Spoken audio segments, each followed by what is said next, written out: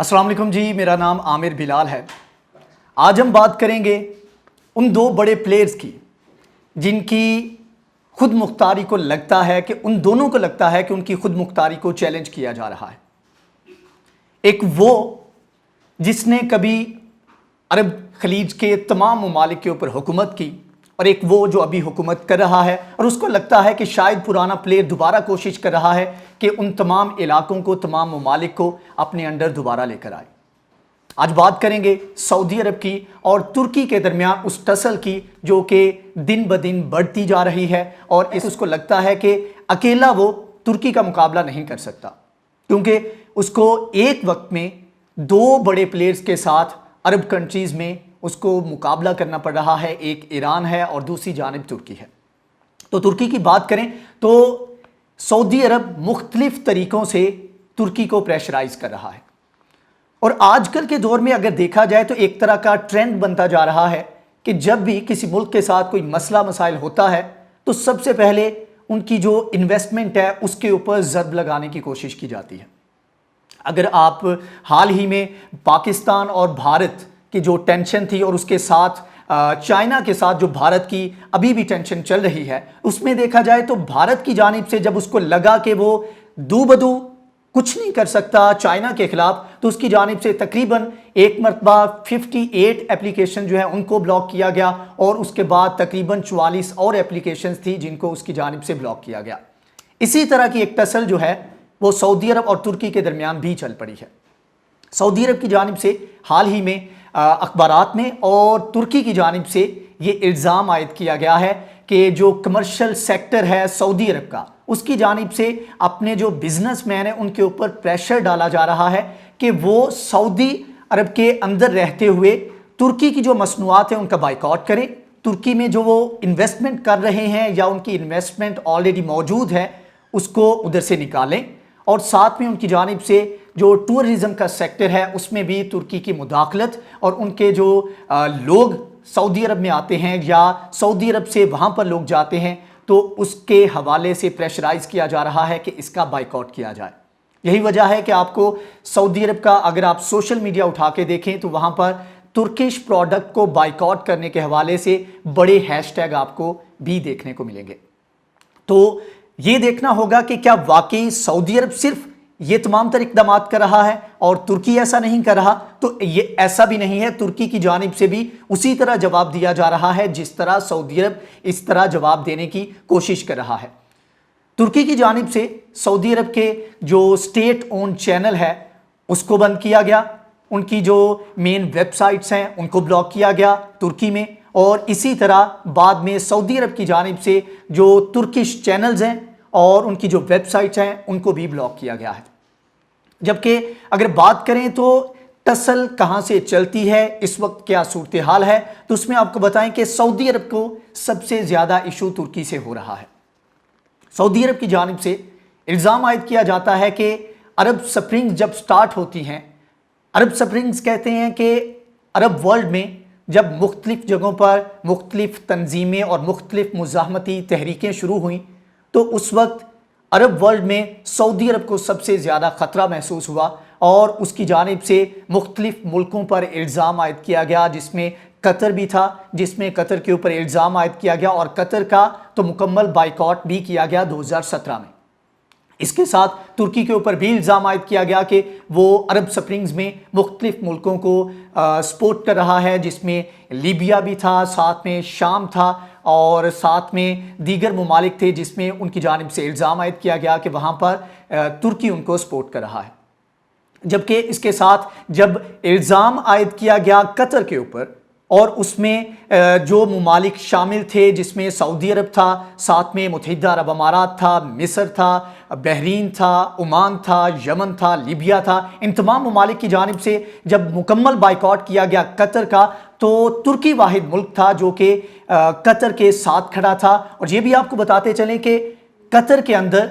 तुर्की की वो कतर वाहिद मुल्क है जहाँ पर तुर्की की मिलिट्री बेस भी मौजूद है। और जब इल्ज़ाम आयद किया गया तो साथ में कतर से मुतालबा भी किया गया था कि तुर्की की जो मिलिट्री बेस है उसको यहाँ से ख़त्म किया जाए।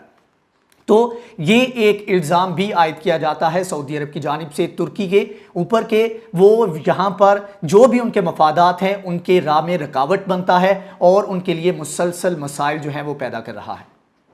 جبکہ دوسری جانب بات کریں تو ترکی نے بھی الزام عائد کیے ہیں اور ترکی کی جانب سے بھی بہت ساری پروڈکٹس جو ہیں ان کے اوپر ان کی جانب سے پابندی عائد کی گئی ہے، اور آنے والے وقت میں آپ دیکھیں گے کہ ترکی اور ایران ایک محاذ پر کھڑے نظر آئیں گے۔ آلدو کہ ترکی اور ایران کے بھی تعلقات اتنے اچھے نہیں ہیں، لیکن جس طرح سعودی عرب کی جانب سے ایک بیانیہ بنایا جا رہا ہے اور ایک اتحاد بنانے کی کوشش کی جا رہی ہے جس میں یہ کہا جا رہا ہے کہ ہم ساتھ میں مل کر معاملات کو حل کرتے ہیں، اور جو باہر سے لوگ عرب ورلڈ میں انفلوئنس پیدا کرنے کی کوشش کر رہے ہیں ان کے اثر کو کم کیا جائے، اور یہی وجہ ہے کہ یو ایس سے بھی ان تمام تر معاملات میں بہت ایکٹیو نظر آتا ہے، اور وہ خاص طور پر سعودی عرب کو اس حوالے سے قائل کرنے کی کوشش کر رہا ہے کہ نیٹو کی طرز کا ایک عرب ورلڈ میں ایک اس طرح کا اتحاد بنایا جائے جو کہ نیٹو کی طرز کا ہو، اس میں تمام ممالک ہوں اور وہ اکٹھے مل کر اپنے مفادات کا تحفظ کریں۔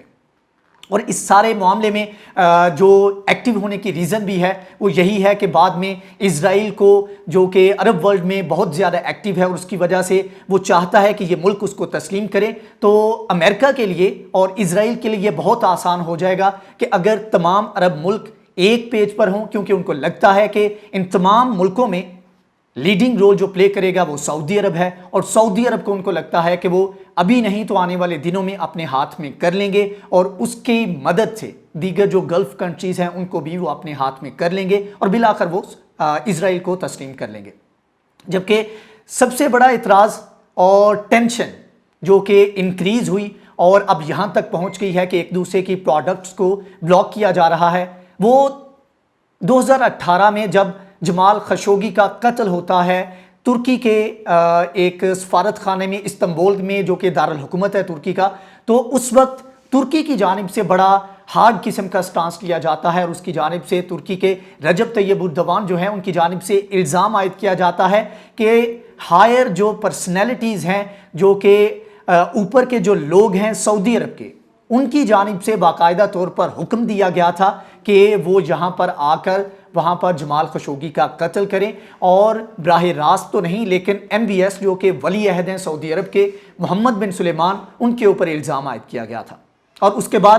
جب ایک پریشر بلڈ ہوا اور سعودی عرب کے تعلقات بھی اس وقت امریکہ کے ساتھ کچھ اچھی صورتحال پہ نہیں تھے، تو ڈونلڈ ٹرمپ کی جانب سے بھی الزام عائد کیا گیا تھا اور ان کی جانب سے کہا گیا تھا کہ آپ اپنے معاملات کو ٹھیک کریں، اس طرح آپ نے جو ایک صحافی کو قتل کیا ہے وہ انتہائی نامناسب ہے، اور اس کی جانب سے پریشر بھی بلڈ کیا گیا، جس کے بعد محمد بن سلیمان کو یہ کہنا پڑا کہ میں معافی مانگتا ہوں، اگرچہ میں نے حکم نہیں دیا تھا قتل کرنے کا، لیکن میں ایک ڈیفیکٹو سربراہ ہونے کے ناطے، ایک ولی عہد ہونے کے ناطے سعودی عرب کا میں رسپانسبلٹی لیتا ہوں، اور ان کی جانب سے اس کے اوپر معافی بھی مانگی گئی تھی۔ تو یہ بھی ایک بڑا الزام ہے، اور یہ حال ہی میں ٹینشن انکریز ہونے کی وجہ بھی یہ ہے کہ یہ 2 دن پہلے ترکی کی جانب سے 6 اور لوگوں کو کنوکٹ کیا گیا ہے جمال خشوگی کے قتل میں، 6 اور لوگوں کو کنوکٹ کیا گیا ہے، جس کے بعد معاملات مزید خرابی کی طرف جا رہے ہیں، اور سعودی عرب کو لگتا ہے کہ ان کا انٹرنیشنل امیج بہت زیادہ اس سے ہرٹ ہوا ہے۔ یہی وجہ ہے کہ وہ آنے والے دنوں میں یا ان دنوں میں کسی بھی صورت میں ترکی کا انفلوئنس اپنے ملک میں برداشت نہیں کرنا چاہتے۔ یہی وجہ ہے کہ وہ ایک اکنامک بائیکاٹ کی جانب بڑھ رہے ہیں، حالانکہ اس کا ان کو خمیازہ بھی بھگتنا پڑ سکتا ہے، کیونکہ جو پروڈکٹس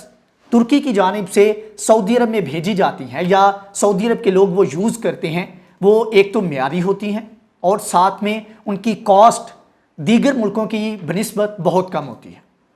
تو اگر مکمل طور پر بائیکاٹ ہوتا ہے تو آنے والے دنوں میں مشکلات کا سامنا کرنا پڑ سکتا ہے سعودی عرب کی جو کمرشل مارکیٹ ہے اس کو، اور وہاں کے جو انویسٹر ہیں، بزنس مین ہیں، سب کو اس چیز کا خمیازہ بھگتنا ہوگا۔ دیکھنا پڑے گا کہ کیا یہ معاملہ سیٹل ڈاؤن ہوتا ہے یا پھر ایک دوسرے کے اوپر الزامات بھی لگتے رہیں گے اور یہ بوجھ اور یہ نقصان اٹھانے کو سعودی عرب تیار ہوتا ہے۔ تو جیسے جیسے اس میں ڈیولپمنٹ ہوگی اس کے اوپر مزید بات کریں گے، اور آنے والے دنوں میں آپ کو بتاتے چلیں کہ سعودی عرب اور ترکی آمنے سامنے کھڑے آپ کو نظر آئیں گے، اور آنکھوں میں آنکھیں ڈال کے ایک دوسرے کے خلاف اقدامات اور بیان بازی بھی کرتے آپ کو نظر آئیں گے۔ تو انشاءاللہ جیسے جیسے اپڈیٹس آئیں گی ہم آپ کو آگاہ کرتے رہیں گے۔ اگر آپ کو ہماری یہ ویڈیو پسند آئی ہے تو کائنڈلی اس کے بارے میں فیڈ بیک لازمی دیجیے گا، اور اگر آپ کو لگتا ہے کہ کوئی چیز امپروو کرنے والی ہے اس کے بارے میں بھی آگاہ کریں، یا اگر آپ کو لگتا ہے کہ کوئی ایسا ٹاپک ہے، ایسا ایشو ہے جس کے اوپر بات کرنی چاہیے تو اس کے بارے میں بھی کامنٹ کریں۔